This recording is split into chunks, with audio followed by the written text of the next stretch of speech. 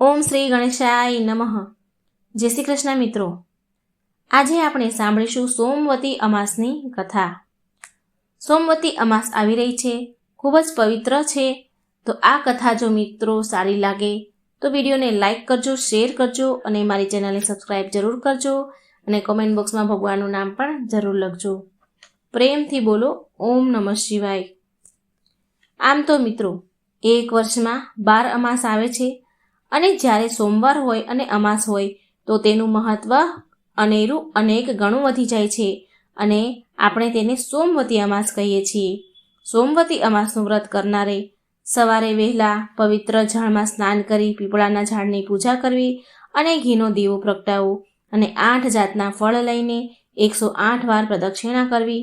108 પ્રદક્ષિણા કર્યા પછી એ ફળ ભગવાનને અર્પણ કરવા અને સૂતર વીંટીને પણ પ્રદક્ષિણા કરી શકાય છે.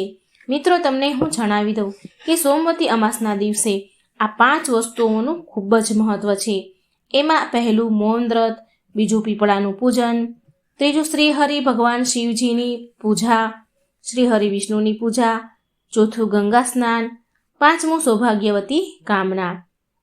જો સોમવતી અમાસના દિવસે આ 5 વસ્તુ કરી લઈએ તો પણ અમાસનું ફળ મળી જાય છે અને કોઈ સંજોગવશ જો આપણાથી અમાસનું વ્રત ન થાય તો પણ ચાલે જો આ 5 વસ્તુ કરી લઈએ તો. મૌન વ્રત સૂર્યોદયથી સૂર્યાસ્ત સુધી કરી શકાય છે તો પણ એનું ફળ મળે છે. ભગવાન શ્રી કૃષ્ણએ ગીતામાં કહ્યું છે કે વૃક્ષમાં હું પીપળો છું, માટે પીપળાના ઝાડનું પૂજન કરવું એટલે શ્રી કૃષ્ણની પૂજા કરવી સમાન છે. પીપળાના પૂજા કરવાથી ભગવાન કૃષ્ણની પૂજા સમાન ગણાય છે. આ ઉપરાંત પીપળામાં પિતૃઓનો પણ વાસ છે, માટે જો પીપળાના ઝાડની પૂજા કરીએ, પાણી રેડીએ તો પિતૃઓને પણ આપણને આશીર્વાદ મળી જાય છે. અને બ્રહ્મા વિષ્ણુ મહેશનો વાસ પણ પીપળાના ઝાડમાં છે, માટે પીપળાનું પૂજન કરવું એટલે ત્રિદેવની પૂજા કર્યા બરોબર છે.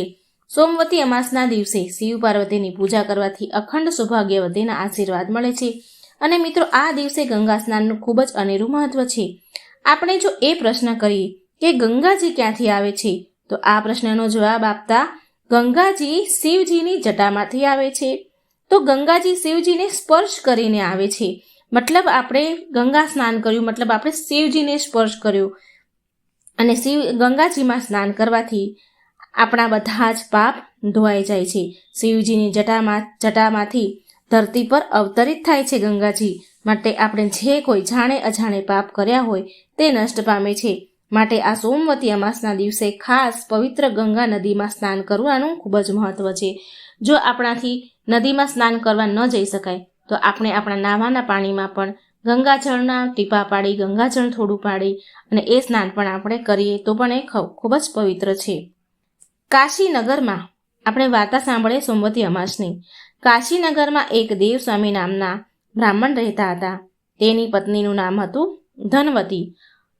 તેની પત્નીને બ્રાહ્મણને 7 છોકરા અને 1 છોકરી હતી. છોકરીનું નામ હતું ગુણવતી. ગુણવતી તો ગુણોનો ભંડાર. તેના મંગળચરણથી ઘરમાં બધા ખુશ અને પ્રસન્ન રહેતા.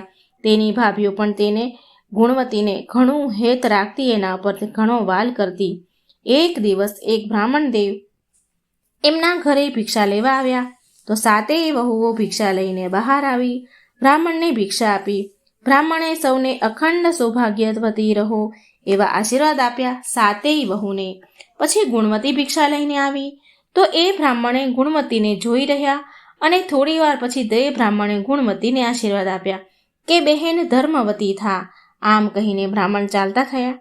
થોડી વાર પછી તે ગુણવતી એની મા પાસે આવી અને કહી, મા, પેલા બ્રાહ્મણે બધી ભાભીને અખંડ સૌભાગ્યવતીના આશીર્વાદ આપ્યા અને મને ધર્મવતી થા એવું કેમ કહ્યું? મને આવું કેમ કહ્યું મા? પુત્રની વાત સાંભળી ધર્મવતીને પણ નવાઈ લાગી કે હા, વાત તો ખરી છે. જ્યારે બીજા દિવસે તે બ્રાહ્મણ ભિક્ષા લેવા આવ્યા એટલે ધર્મવતીએ તે બ્રાહ્મણને પૂછ્યું, મહારાજ, તમે મારી 7 વહુને અખંડ સૌભાગ્યવતીના આશીર્વાદ આપ્યા પણ મારી દીકરીને ધર્મવતી થા એમ કેમ કહ્યું? એટલે બ્રાહ્મણ મહારાજ બોલ્યા કે મેં જે કહ્યું તે બરાબર કહ્યું અને કહે છે કે જ્યારે ગુણવતીના લગ્ન લેવાશે ત્યારે સપ્તપદી 7 ફેરા ફરતી વખતે જ તેના પતિનું મૃત્યુ થશે. ગુણવતી વિધવા થશે. આટલું સાંભળતા તેની માનું તો હૃદય થડકી ગયું. તે કાંપી ઉઠી અને ગુણવતી પણ રડવા લાગી. આ જોઈ બ્રાહ્મણ કહે છે, મેં એટલા માટે જ કહ્યું કે તારે અત્યારે જ ધર્મના માર્ગ પર ચાલવું પડશે, ધર્મના રસ્તે ચાલવું જોઈએ અને ધર્મનો સંગ્રહ કરવો જોઈએ, માટે મેં ધર્મવતી થા એવા આશીર્વાદ દીધા. આમ પછી બ્રાહ્મણ મહારાજ ગુણવતીને આશ્વાસન દેતા કહે છે. ત્યારે ધર્મવતી ગુણવતીની મા બ્રાહ્મણને કહેવા લાગ્યા કે મહારાજ, અમને એવો ઉપાય બતાવો કે જેથી મારી ફૂલ જેવી દીકરીને રંડાપામાંથી બચી જાય, તેને વિધવા થઈને જીવન ન જીવવું પડે. ધર્મવતીની વાત સાંભળી મહારાજ બોલ્યા કે જો તમે સહનલીપમાં સોના નામની ધોબણને તમારી ઘરે લાવી શકો તો તમારી દીકરી દુઃખમાંથી બચી જશે. સિંહણદીપમાં જાઓ, પરંતુ એ કામ ઘણું કઠણ છે. આમ કહી બ્રાહ્મણ ત્યાંથી ચાલતા થયા. આ વાત ધર્મવતીએ તેના પતિને કહી અને આ સાંભળી દેવસ્વામી વિચાર કરવા લાગ્યા. વિચારમાં પડી ગયા કે સિંહણદીપમાં જવું શી રીતે, અને તેના 7 પુત્રને બોલાવ્યા અને સિંહણદીપમાં જવાનું પૂછ્યું. એટલે તેના 6 છોકરાઓ તો ચૂપ રહ્યા, પણ સાથે નાનો શિવ સ્વામી હતો. સિંહણદ્વીપમાં જવા માટે તે તૈયાર થઈ ગયો. સિંહણદ્વીપ સમુદ્રને પેલે પાર. શિવ સ્વામી અને ગુણવતી સિંહણદ્વીપમાં જવા માટે નીકળી ગયા. વનવગડા વીંધતા વીંધતા જાય છે. જો ભૂખ લાગે તો વનવગડામાંથી ફળ ફૂલ ખાતા ખાતા જાય છે. તે બંને ભાઈ બહેન સમુદ્ર કાંઠે આવી પહોંચ્યા. ભાઈ બહેન થાકીને લોથપોથ થઈ ગયા હતા અને સમુદ્ર કાંઠે આવીને વિચાર કરે છે કે સમુદ્ર ઓળંગવો શી રીતે. આમ વિચાર કરતા કરતા તે ભાઈ બહેન એક વડના ઝાડ નીચે બેઠા. આ વડ ઉપર એક ગીધ પક્ષી તેના બચ્ચામાં સાથે રહેતું હતું. તે ગીધ વડના ઝાડ પર તેના બચ્ચા માટે ખાવાનું લઈને આવ્યો હતો. તે ગીધ તેના બચ્ચાને કહે છે, આજે તો હું તમારા માટે સરસ ખાવાનું લાવ્યો છું, પેટ ભરીને ખાઓ મારા બચ્ચાઓ. એટલે બચ્ચા બોલ્યા, અમારે કંઈ જ ખાવું નથી. એટલે ગીધ બોલ્યો, અરે અરે, એવું શું છે? આટલું સરસ ખાવાનું તમે ખાવાનું કેમ ના પાડો છો? એટલે બચ્ચા બોલ્યા કે આ ઝાડ નીચે જે બેઠા છે તે બંને ભાઈ બહેન કેટલાય દિવસથી ભૂખ્યા છે. તેને ખવડાવ્યા વિના અમારું પેટ કેમ ભરાય માં? બચ્ચાનો આવો અતિથિ ભાવ જોયો, અતિથિ પ્રત્યેનો આવો પ્રેમ જોઈ તે ગીધ વનફળ ઉપાડી લાવ્યો અને તે ભાઈ બહેનને આગળ મૂક્યા. ગીધને જોઈને શિવ સામે બોલ્યા, હે ગીધરાજ, અમારું કામ ન થાય ત્યાં સુધી અમને ખાવાનું ગળે કેમ ઉતરે? અમને ખાવાનું ગળે ઉતરે એમ નથી. અમારે સિંહણદ્વીપમાં સોના ધોબણને ઘરે જવું છે. કોઈ ઉપાય બતાવો તો સારું. આ સમુદ્ર અમે કેવી રીતે પાર કરીશું? આ સાંભળી ગીધ બોલ્યો, તમે ચિંતા ન કરો, હમણાં જ તમને સિંહણદ્વીપમાં પહોંચાડી દઉં છું. તમે નિરાતે જમી લો. ગીધની વાત સાંભળી ભાઈ બહેન મનને શાંતિ વળે છે. મનને શાંતિ થઈ અને વનફળ ખાઈ લીધા. આ ગીધ સામાન્ય ગીધ ન હતો. આ ગીધ જો ધારે ને તો 10 માણસોને સામટા ઉપાડી શકે તેવો બળવાન હતો. તેણે પોતાની પીઠ ઉપર ભાઈ બહેનને બેસાડી દીધા અને તે આકાશ માર્ગે ઉડવા લાગ્યો. ગીધ ઘડીક વારમાં જ ઉછળતા સાગરને પહેલે પાર પહોંચી ગયો અને સોના ધોબણના ઘર આગળ બંને ભાઈ બહેનને ઉતારી દીધા. સવાર થવાની હજી વાર હતી કે ભાઈ બહેન વિચાર કરી રહ્યા હતા કે હવે શું કરવું. ગુણવતીએ કહ્યું, ભાઈ, આપણે સોના ધોબણને કઈ સેવા ચાકરી કરીએ તો સોના ધોબણ રાજી થાય. આમ વિચારી ગુણવતીએ તેના ઘર આંગણામાંથી કચરો કાઢવા માંડી. શિવ સ્વામી કુવેથી પાણી ભરી લાવ્યો. ગુણવતીએ સોના ધોબણનું આંગણું સ્વચ્છ કર્યું, લીપી દીધું અને સૂર્ય ઉગે તે પહેલાં તે દૂર જઈને બેઠા. સવાર પડી. સોના ધોબણ આળસ મરડીને ઉઠી. તે ઘરની બહાર નીકળી અને તેણે આંગણું જોયું તો તેના આશ્ચર્યનો પાર ન રહ્યો. તે ઊભી વિચાર કરવા લાગી, અરે, મારું આંગણું લીપ્યું કોણે? તે વિચારમાં પડી ગઈ, પણ કંઈ સમજ ન પડી. આમ રોજ ભાઈ બહેન નિત્ય સવારે સોના ધોબણનું આંગણું લીપવા લાગ્યા. એમના ઘરના પાણી ભરવા લાગ્યા. સોના ધોબણ રોજ સવારે જુએ અને નવાઈ પામે. અને આજે તો રાત્રે જાગતી બેસતી રહી. સોના ધોબણ એ વિચાર્યું કે હવે તો હું જોઈને જ રહીશ કે આ કોણ કરે છે. એટલે એક રાતે એ જાગીને બેસી રહી. તે રાતનો છેલ્લો પહોર હતો. ત્યાં તો સોના ધોબણે બે જણાને આંગણું લીપતા જોયા. સોના ધોબણ દોડી આવીને તેમને પૂછ્યું, ભાઈ બહેન, તમે કોણ છો? મારું આંગણું રોજ તમે શા માટે લીપો છો? શિવ સ્વામી બોલ્યા, હે બ્રાહ્મણ, હું બ્રાહ્મણનો છોકરો છું અને આ મારી બહેન ગુણવતી છે અને તમને તેડવા આવ્યા છીએ. અમે તમારી સેવા ચાકરી કરીને તમને રાજી કરવા માંગીએ છીએ. સોના ધોબણ તો ચિંતામાં પડી ગઈ કે બ્રાહ્મણના બાળકો મારું ઘર લીપે.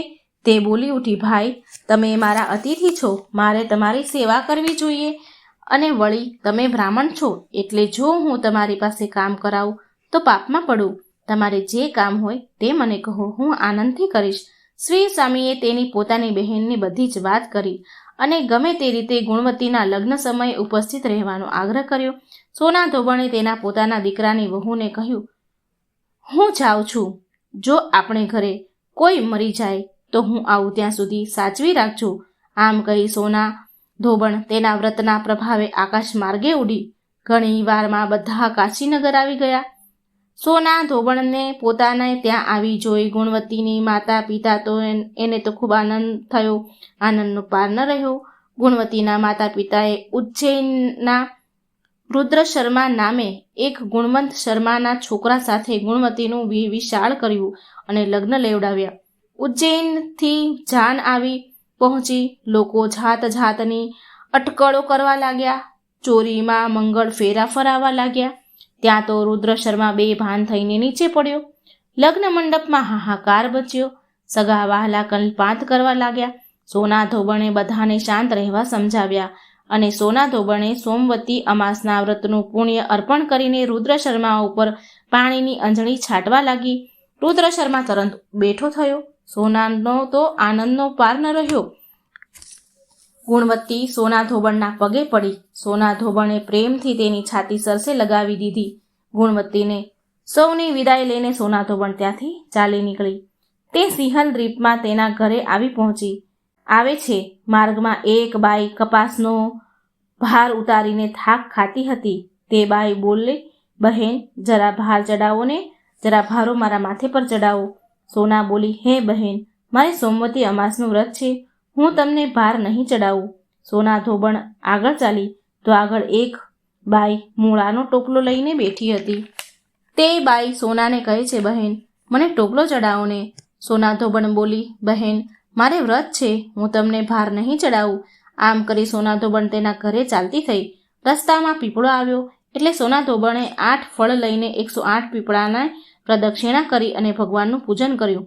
સોના ધોબણે જ્યારે સોમવતી અમાસનું પુણ્ય અર્પણ કરીને અંજલિ છાટી હતી તે જ સમયે સોના ધોબણના ઘરે બધા જ પુત્રો તેના મરી ગયા હતા અને બધી વહુઓ અને બીજા સોનાની વાટ જોઈને બેઠા હતા. સોના ધોબણનો પતિ અને એના પુત્રો બધા જ મરી ગયા હતા. બધા જ એની વાટ જોઈ બેઠા હતા. પરંતુ સોના ધોબણે પીપળાની પ્રદક્ષિણા કરી અને ભગવાનનું પૂજન કર્યું. ત્યાં તો તેના મરેલા બધા જ પુત્રો તેનો પતિ સજીવન થયા. સૌ આનંદ કરવા લાગ્યા. ગુણવતી પણ સોમવતી અમાસનું વ્રત કરવા લાગી. આવો આ વ્રતનો પ્રભાવ છે. આવી આ અમાસની વ્રતનો પ્રભાવ છે. તો મિત્રો, કોમેન્ટ બોક્સમાં ભગવાનનું નામ તો જરૂર લખજો અને આ વિડીયોને લાઈક અને શેર પણ જરૂર કરજો. જય શ્રી કૃષ્ણ. રાધે રાધે.